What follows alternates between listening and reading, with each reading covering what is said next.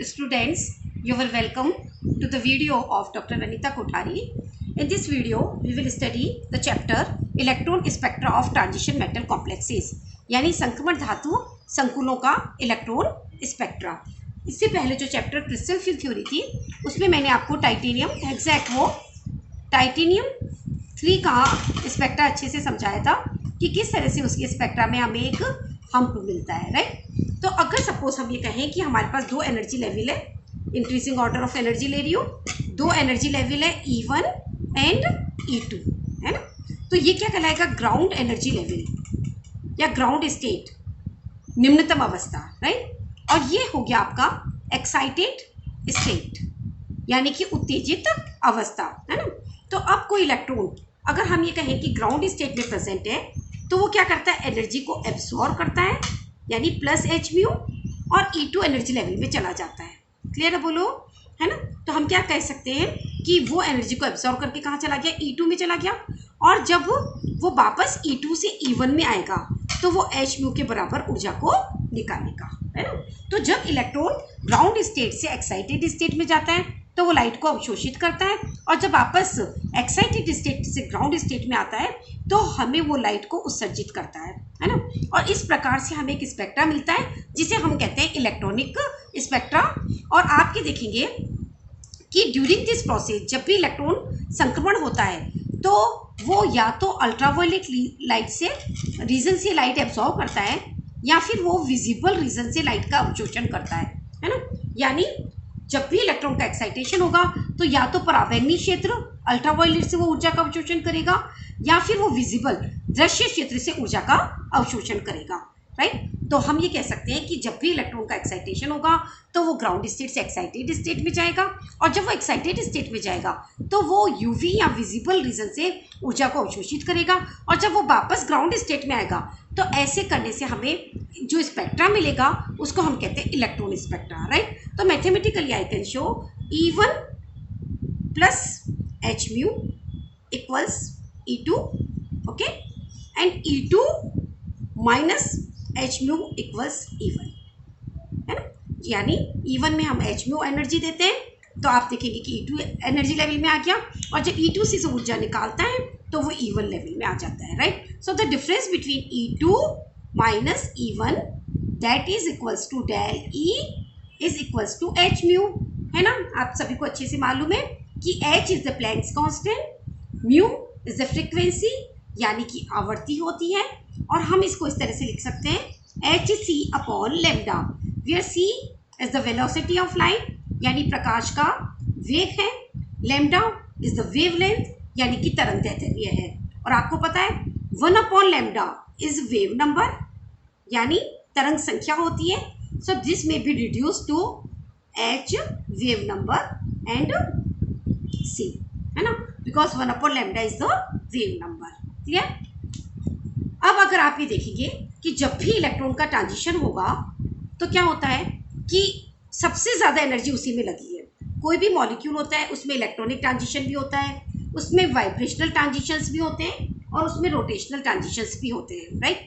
तो सिर्फ सबसे ज़्यादा एनर्जी चाहिए वो हमें चाहिए होती है इलेक्ट्रॉनिक ट्रांजिशन में। उसके बाद हमें जो एनर्जी चाहिए वो चाहिए वाइब्रेशनल में, और सबसे कम एनर्जी जो हमें चाहिए होती है वो है रोटेशनल ट्रांजिशन में। तो इसे हम इस डायग्राम से अच्छे से क्लियर कर लीजिए। Suppose this diagram is again in increasing order of energy. तो आप यहाँ देखिएगा, सबसे पहले मैं ये बना रही हूँ 0 पॉइंट एनर्जी है, ये 0 पॉइंट एनर्जी यानी शून्य बिंदु ऊर्जा है। आप यहाँ देखिएगा मैं एनर्जी लेवल्स बना रही हूँ, ध्यान से देखिएगा। ये जो है this equals to B N1 यानी ये पहला एनर्जी लेवल है, and this equals to be N2, है ना। तो यहाँ पर N1 और N2 क्या है बताइए? N1 is the electronic energy level, क्या है ये? इलेक्ट्रॉनिक एनर्जी लेवल N1 है, और ये N2 भी ये क्या है? इलेक्ट्रॉनिक एनर्जी लेवल है, ओके। अब आप देखिए कि हर इलेक्ट्रॉनिक एनर्जी लेवल के बीच में क्या होता है? Vibrational energy level. ये देखो जो बीच में रेड से बनाया ना, ये क्या है? Vibrational energy level. तो जरा मैं इसका नाम लिख लेती हूँ, ये क्या हुआ आपका? Vibrational energy level.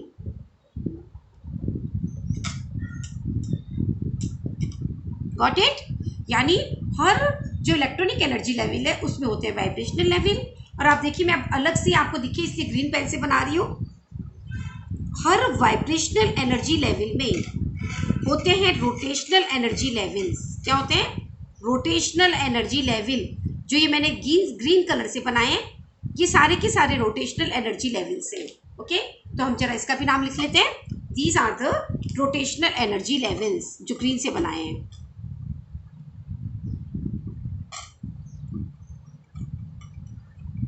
ओके, तो आप देखिए ध्यान से कि क्या बोला मैंने, N1 N2 these are the electronic energy level, है ना।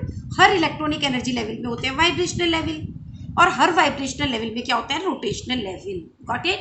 या हम ये कह सकते हैं कि सबसे ज़्यादा जो हमें एनर्जी चाहिए वो चाहिए इलेक्ट्रॉनिक ट्रांजिशन के लिए, उसके बाद कम एनर्जी चाहिए वाइब्रेशनल ट्रांजिशन के लिए, यानी कि कंपन संक्रमण के लिए, और सबसे कम ऊर्जा की हमें जरूरत होती है रोटेशनल ट्रांजिशन के लिए, यानी घूर्णन संक्रमण के लिए। इसको मैं आपको इसमें अच्छे से क्लियर कर देती हूँ। आप देखिएगा कि जब भी, ध्यान से सुनिएगा, कि जब भी इलेक्ट्रॉनिक एनर्जी लेवल क्रॉस हो, यानी N1 से इलेक्ट्रॉन N2 में जाएगा, तो वो कहलाएगा इलेक्ट्रॉनिक ट्रांजिशन। क्या कहलाएगा? Electronic transition. तो ये वाला संक्रमण कौन सा हुआ बताइए? Electronic transition. क्यों? क्योंकि इसमें एक एनर्जी लेवल से दूसरे एनर्जी लेवल में जा रहा है, राइट।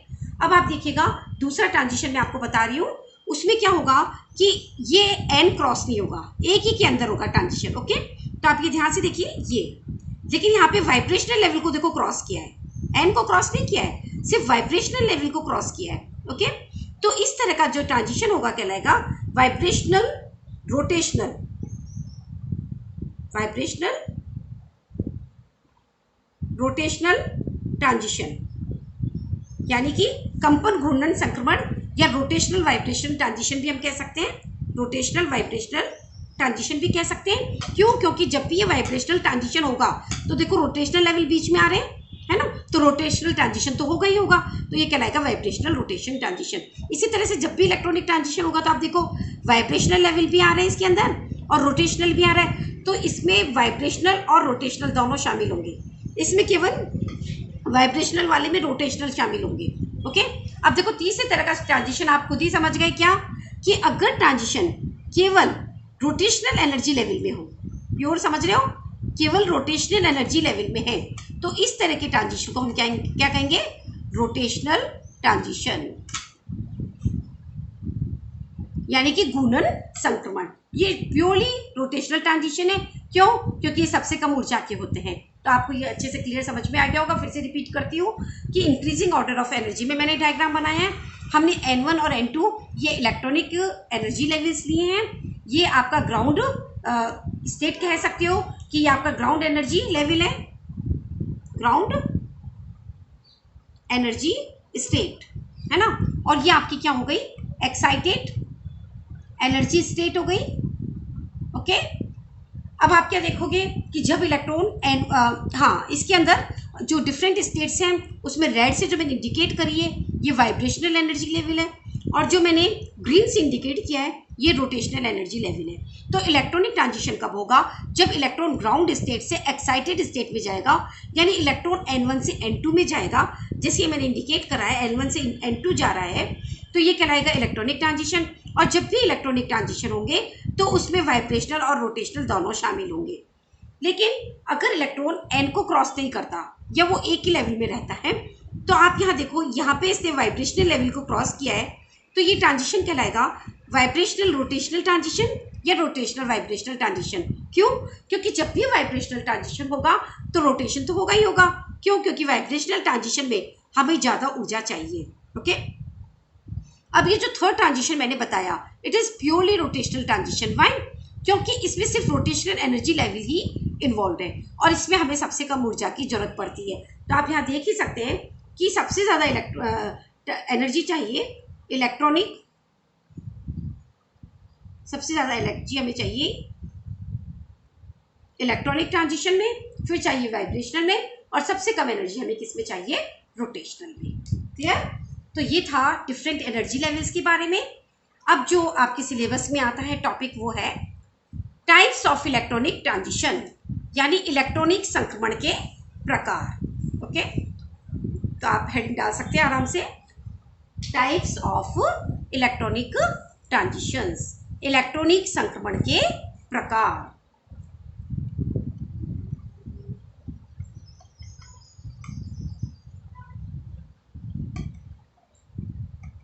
इलेक्ट्रॉन ट्रांजिशन को के टाइप्स को याद करने का सबसे आसान तरीका ये है कि आप इस तरह से याद करो कि हम जैसे मॉलिक्यूलर ऑर्बिटल थ्योरी को पढ़ते थे, आपको याद करो पुराना, तो आप क्या करते थे, जैसे ये पी ऑर्बिटल है तो आप 3 पी ऑर्बिटल में से एक पी ऑर्बिटल से तो आप क्या बनाते थे, सिग्मा बॉन्ड बनाते थे, और 2 पी जो ऑर्बिटल होती थी उससे आप पाई बॉन्ड बनाते थे। याद करिए, है ना, सपोज ये एक्स और वाई में, है ना, तो आप क्या कहते थे कि एक सिग्मा बॉन्ड बनता है, 2 पाई बॉन्ड बनता है। याद आया? तो इसी के बिल्कुल पैरेलल हम क्या बनाते थे, एंटी बॉन्डिंग ऑर्बिटल्स बनाते थे, pi x anti bonding, pi y anti bonding, और यहाँ पर हम बनाते थे sigma z anti bonding. Clear है? बोलो। और ये डायग्राम हमेशा कैसे होता था, increasing order of energy. Okay, तो अब आप याद करिए जरा कि जो सिग्मा बॉन्ड होता है उसकी एनर्जी देखो आप कम है। क्यों कम है? क्योंकि सिग्मा बॉन्ड मजबूत होता है। क्यों मजबूत होता है? क्यों? क्योंकि उसमें जो ऑर्बिटल्स होती है वो एक्सिस के अलोंग ओवरलैप करती है और इसलिए वो मजबूत होता है, और जो चीज़ मजबूत होती है उसकी एनर्जी हमेशा क्या होती है, कम होती है। क्लियर है? बोलो। जबकि जो पाई बॉन्ड है उसकी एनर्जी थोड़ी ज़्यादा है। क्यों? क्योंकि ये ऑर्बिटल्स के साइडवाइज ओवरलैपिंग से बनता है, और साइडवाइज ओवरलैपिंग में बॉन्ड इतना मजबूत नहीं होता और इसलिए उसकी एनर्जी ज़्यादा है। क्लियर है? बोलो। तो ये बात अगर आपको समझ में आ गई तो आप आराम से समझ सकते हैं types of various electron transition. Okay, तो हम ये डायग्राम बनाएंगे, इसमें देखिएगा आप, again increasing order of energy. Okay, मैंने 2 बनाए हैं ये ऑर्बिटल्स, ये सिग्मा बॉन्डिंग ऑर्बिटल है और ये सिग्मा एंटी बॉन्डिंग। क्लियर है? सिग्मा बॉन्डिंग सबसे नीचे है, इसकी एनर्जी कम है। क्यों? क्योंकि ये बहुत ही मजबूत है। ओके, अब आप देखिए मैं ग्रीन पेन से बना रही हूँ, ये हो गया आपका पाई बॉन्डिंग ऑर्बिटल, ये आपकी हो गई pi anti bonding molecular orbital. Right, pi bond क्योंकि सिग्मा से वीक होता है तो इसकी एनर्जी हमने थोड़ी ज़्यादा रखी है, and correspondingly pi anti bonding molecular orbital. Okay, अब आप देखिए कि कुछ ऑर्बिटल्स हमेशा ऐसी होती है जो कि बॉन्ड फॉर्मेशन में हिस्सा नहीं लेती। अगर आपको मालूम हो तो जैसे हैलाइड्स वगैरह हैं हमारे, क्लोरीन वगैरह है ना, तो इनके पास में क्या होता है, जैसे अपन एग्जांपल ले लेते हैं, it is better to take the example of oxygen suppose, है ना। तो ऑक्सीजन में आप क्या देखते हो कि इसके पास इलेक्ट्रॉन पेयर होता है अलग से, ये कहलाता है लोन पेयर ऑफ इलेक्ट्रॉन, है ना। तो ऐसे केसेस जिनके पास लोन पेयर ऑफ इलेक्ट्रॉन होता है तो वो बॉन्ड फॉर्मेशन में हिस्सा नहीं लेती, और ये ऑर्बिटल्स ऐसे कैसे रहती है, इनको हम कहते हैं नॉन बॉन्डिंग ऑर्बिटल्स। क्या कहते हैं? नॉन बॉन्डिंग ऑर्बिटल्स, यानी वो ऑर्बिटल्स जो कि बॉन्ड फॉर्मेशन में हिस्सा नहीं ले रही है। तो आप ये देखिए एक और हमारे पास हो गई, ये बिल्कुल सेंटर में हमने रखी है नॉन बॉन्डिंग ऑर्बिटल, यानी वह ऑर्बिटल जिसकी ऊर्जा की वही रहती है और वो बॉन्ड फॉर्मेशन में हिस्सा नहीं लेती। तो मेरे हिसाब से आपको ये डायग्राम अच्छे से समझ में आ गया होगा कि सिग्मा, सिग्मा स्टार यानी सिग्मा बॉन्डिंग आबंधी कक्षक, सिग्मा प्रति आबंधी कक्षक, पाई बॉन्डिंग यानी कि पाई आबंधी कक्षक, पाई एंटी बॉन्डिंग यानी पाई प्रति आबंधी कक्षक, नॉन बॉन्डिंग ऑर्बिटल्स यानी जो कि बॉन्ड फॉर्मेशन में हिस्सा नहीं लेती। अब बहुत आसान है इसको याद रखना, अब आप बनाते जाइए मेरे साथ साथ। कैसे? एक ट्रांजिशन हो गया सिग्मा टू सिग्मा स्टार, पहला टाइप कौन सा? Sigma to sigma star transition. Clear है? बोलो। यानी इलेक्ट्रॉन का ट्रांजिशन हो रहा है सिग्मा से सिग्मा स्टार में। ओके, सेकेंड ट्रांजिशन सी क्या बोलेंगे बताइए? बोलो। Pi to pi star transition. Got it? Pi to pi star. Then third type is non bonding to sigma star transition. Clear है? बोलो। नॉन बॉन्डिंग से सिग्मा स्टार संक्रमण। Okay, and the last type is the non bonding to pi star transition. Clear है? ये आपका संक्रमण क्या हो गया? Non bonding to pi star transition. तो ये तो 4 मेन टाइप हो गए आपके। इसके अलावा क्या है, जो ट्रांजिशंस मेटल होती हैं, जो संक्रमण धातुएं होती है, और वो मेनली 2 तरह के ट्रांजिशन शो करती है, और वो है D transition and number 2 is charge transfer transition.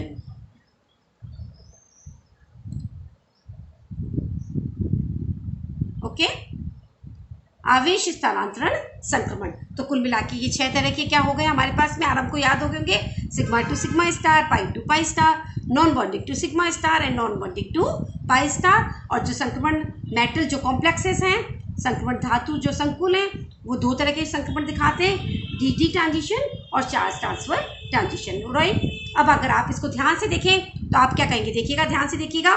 Sigma to sigma star transition में सबसे ज़्यादा एनर्जी चाहिए, got it. Then pi to pi star transition में चाहिए, clear. Then non bonding to sigma star में चाहिए, ठीक है भाई। Then non bonding to sigma star transition and the next non bonding to pi star transition.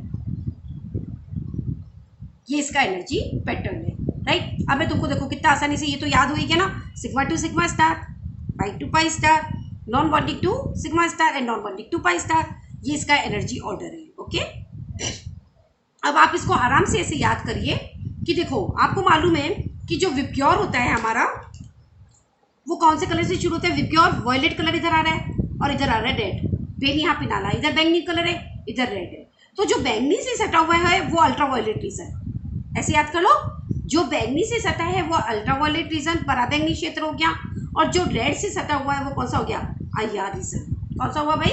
IR region. और बीच में सारे कलर्स आ गए, ओके। तो अगर हम इसकी एनर्जी को देखें तो आप देखिएगा ध्यान से कि इधर की तरफ एनर्जी ज़्यादा है। क्या वर्ड बोला मैंने? इधर की तरफ एनर्जी ज़्यादा है, यानी सबसे ज़्यादा एनर्जी अल्ट्रा वॉयलेट की है, उसके बाद वॉयलेट कलर और फिर रेड कलर, और सबसे कम एनर्जी होती है इंफ्रारेड रीजन की, यानी अवरक्त क्षेत्र की। क्लियर है? बोलो। तो आप इन ट्रांजिशंस कौन कौन सी एनर्जी लेवल में होंगे, या कौन सी इलेक्ट्रोमैग्नेटिक वेव्स के एब्जॉर्प्शन से होंगे, या आप आराम से याद कर सकते हो। कैसे देखिएगा, सबसे पहले अगर आप देखें तो सबसे ज़्यादा एनर्जी चाहिए सिग्मा टू सिग्मा स्टार, और आप देख रहे हैं कि यहाँ पर सबसे ज़्यादा एनर्जी किसकी है? अल्ट्रा वॉयलेट की, ओके। तो आप क्या लिखेंगे यहाँ पर कि इस वाला जो सिग्मा टू सिग्मा ट्रांजिशन है स्टार, वो होता है अल्ट्रा वॉयलेट रीजन में, got it, because more energy is required, and जो अल्ट्रा वॉयलेट रीजन है उसकी एनर्जी ज़्यादा है, तो ये होगा अल्ट्रा वॉयलेट रीजन में। क्लियर है? बोलो। और सबसे कम एनर्जी किस में चाहिए? Non bonding to pi star में, और वो किसकी है? IR रीजन की। तो ये वाले संक्रमण किस में होते हैं? IR रीजन में। क्लियर है? बोलो। अब आप आराम से याद कर लोगे, कैसे बताइए, कि ये हुए UV में, ये हुए IR में, राइट। तो ये दोनों किस में होंगे? विजिबल में होंगे। लेकिन किस तरह से होंगे देखिएगा, UV से सटा हुआ है तो ये हम कहेंगे UV एंड विजिबल रीजन। आई बात समझ में या नहीं? क्योंकि विजिबल तो होगा ही होगा, प्लस थोड़ी सी एनर्जी और होगी। तो जो नियर UV रीजन होता है, जो बिल्कुल पास वाला से सटा हुआ रीजन है, उसमें ये होगा, राइट। और ये वाला कहाँ होगा बताओ? विजिबल। और इससे बिल्कुल जो नियर बाई है IR रीजन, उसमें ये ट्रांजिशन होते हैं। तो मैं समझती हूँ कि आपको ये बात अच्छे से क्लियर हुई होगी दिमाग में, कि क्योंकि इसमें सबसे ज़्यादा एनर्जी चाहिए तो ये अल्ट्रावायलेट में रीजन में होंगे, इनमें सबसे कम एनर्जी चाहिए ये इंफ्रारेड रीजन यानी अवरक्त क्षेत्र में होंगे। इसमें इस वाले ट्रांजिशन में इसकी तुलना में कम एनर्जी चाहिए, तो ये कम एनर्जी वाले अल्ट्रावायलेट और विजिबल रीजन में होंगे। इसमें और कम एनर्जी चाहिए तो ये विजिबल और IR रीजन में होंगे। क्लियर? तो यहाँ तक मैंने आपको बेसिक बताया।